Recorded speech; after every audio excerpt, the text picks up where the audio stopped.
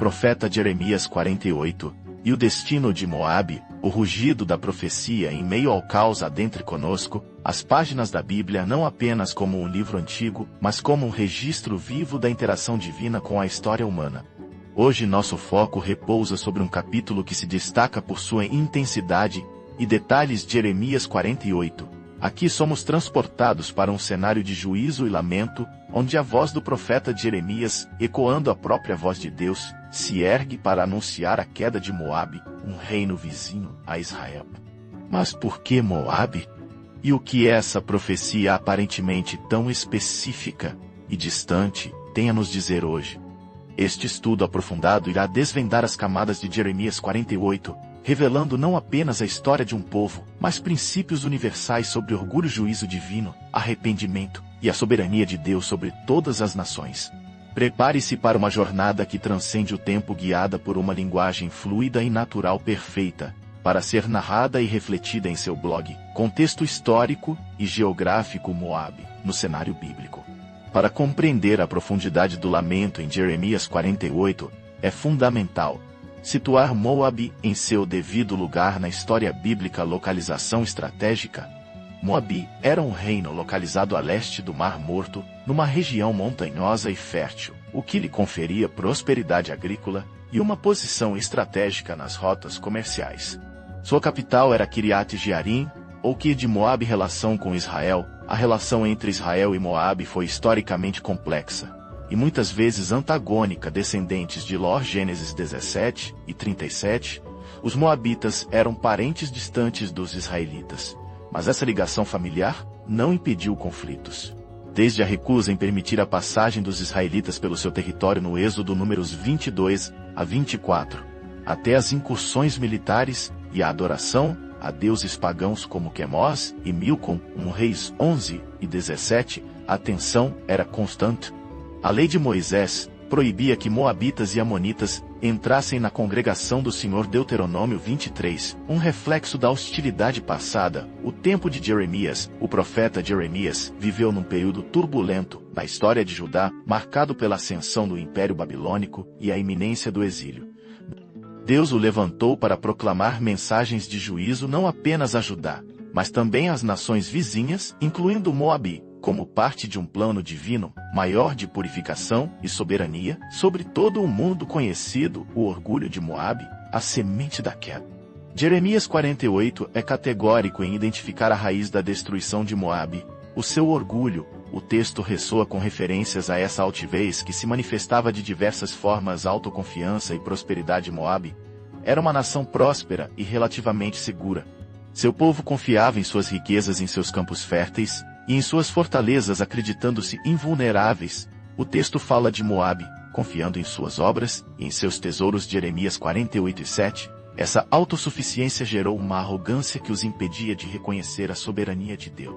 Desprezo por outros. O orgulho moabita também se manifestava no seu desprezo por Israel e por outras nações. Eles se regozijavam na desgraça alheia e se consideravam superiores. A profecia menciona a zombaria de Moabe. Jeremias 48 e 27, uma atitude que desagrada profundamente a Deus. Idolatria e falsa segurança. A confiança de Moabe não estava em Deus, mas em seus ídolos como Quemós. A idolatria é, em sua essência, uma manifestação de orgulho humano, onde o homem cria deuses à sua própria imagem e semelhança, e neles deposita sua segurança. O lamento sobre Quemós em Jeremias 48, 7, 13 e 48, 46, mostra a futilidade dessa confiança. A Bíblia frequentemente adverte sobre o perigo do orgulho, como em Provérbios 16 e 18. A soberba precede a ruína e a altivez do espírito precede a queda. O destino de Moabe é um exemplo vívido dessa verdade. O vazio do vinho, prosperidade e estagnação espiritual. Um dos símbolos mais marcantes em Jeremias 48 é o do vinho repousado sobre as suas borras. Jeremias 48, 11. Essa metáfora é riquíssima em significado.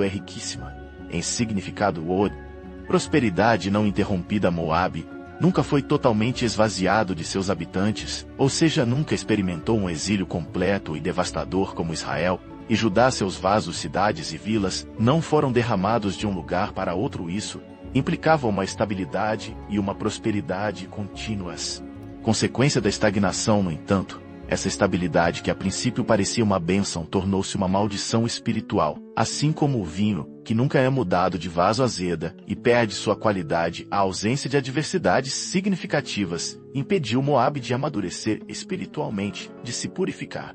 Eles não foram passados de vaso em vaso, o que significaria uma purificação através de provações, o gosto amargo da autossatisfação. O resultado foi que o sabor de Moabe permaneceu nele, e o seu cheiro não mudou. Isso fala da sua autossatisfação, da sua resistência, a mudança da sua complacência espiritual. Eles não se arrependeram de seus pecados, não buscaram a Deus, pois não sentiram a necessidade de fazê-lo em meio à sua aparente segurança. A adversidade muitas vezes é o catalisador que nos leva a buscar a Deus e a reconhecer nossa dependência dele, o juízo divino, a retribuição inevitável. A profecia de Jeremias 48 não deixa dúvidas. A queda de Moabe é um juízo divino, uma retribuição justa pelos seus pecados. Deus não é indiferente às ações das nações, e a soberania dele se estende sobre todas elas. O instrumento do juízo, o texto não especifica qual nação será o instrumento direto da destruição de Moabe, mas o contexto geral das profecias de Jeremias aponta para a Babilônia como poder dominante da época, usado por Deus para executar seus juízos. A devastação abrangente. A profecia descreve a devastação de forma vívida e abrangente: cidades destruídas, campos queimados, o povo em exílio.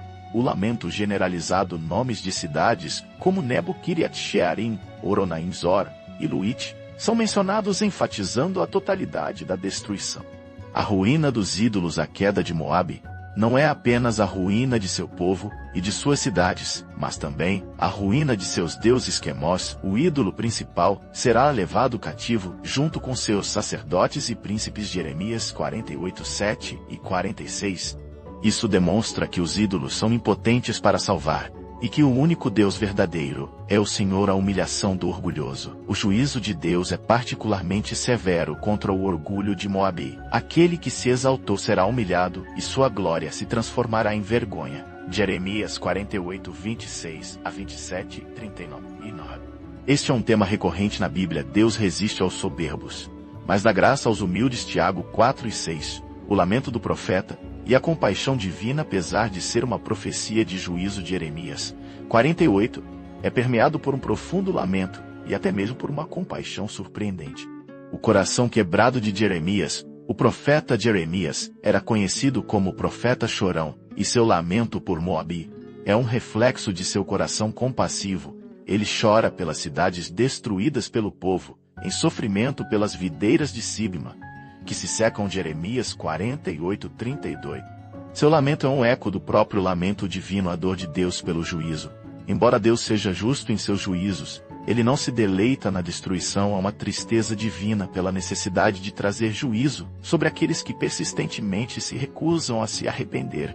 A profecia, portanto, não é apenas um anúncio de condenação, mas também um convite ao arrependimento, a promessa de restauração, um vislumbre de esperança. O versículo final de Jeremias 48, versículo 47, oferece um vislumbre de esperança. Mas nos últimos dias, farei regressar os cativos de Moabe, diz o Senhor. Essa promessa de restauração futura, embora não detalhada, revela a graça e a misericórdia de Deus, que mesmo em meio ao juízo mantém um plano de redenção. É um lembrete de que a disciplina divina, por mais severa que seja, tem um propósito restaurador. 6 aplicações para o nosso tempo. Ecos de Jeremias 48. Hoje, embora Jeremias 48 se refira a um reino antigo, seus princípios ressoam poderosamente em nossa sociedade contemporânea.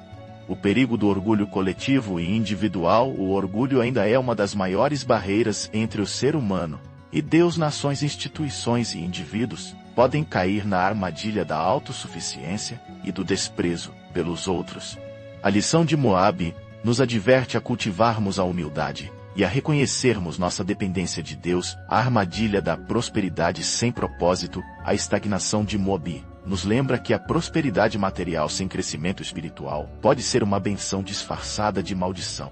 É fácil se acomodar na zona de conforto e ignorar a necessidade de buscar a Deus e de viver em conformidade com sua vontade. A inevitabilidade do juízo divino. Deus é justo e soberano sobre todas as nações, embora seus juízos possam não se manifestar de forma tão visível quanto a queda de um reino. A Bíblia nos ensina que há um dia de ajuste de contas para todos, tanto individualmente quanto coletivamente. A soberania de Deus sobre todas as coisas. A profecia de Jeremias 48 demonstra a soberania absoluta de Deus sobre a história, sobre as nações e sobre os destinos dos povos. Nada escapa ao seu controle e propósito. A compaixão de Deus mesmo no juízo, a tristeza de Jeremias e a promessa de restauração revelam a compaixão de Deus. Ele não se alegra na morte do ímpio, mas deseja que todos se arrependam e vivam o juízo. Muitas vezes é um meio para levar ao arrependimento e à transformação. Um chamado à reflexão e à humildade. Jeremias 48 é um capítulo que nos convida a uma profunda reflexão sobre o orgulho, a soberania de Deus e a inevitabilidade de seu juízo. Ele serve como um espelho para nós individualmente e como sociedade, nos lembrando dos perigos da autossuficiência e da importância de cultivarmos a humildade. Que o lamento sobre Moabe ecoe em nossos corações, não como uma história distante, mas como um chamado urgente à busca por Deus, à rejeição do orgulho e à confiança em sua soberania. Pois, como nos ensina a palavra, a soberba precede a ruína, e a altivez do espírito precede a queda. Mas a graça e a restauração são sempre possíveis para aqueles que se humilham diante do Criador.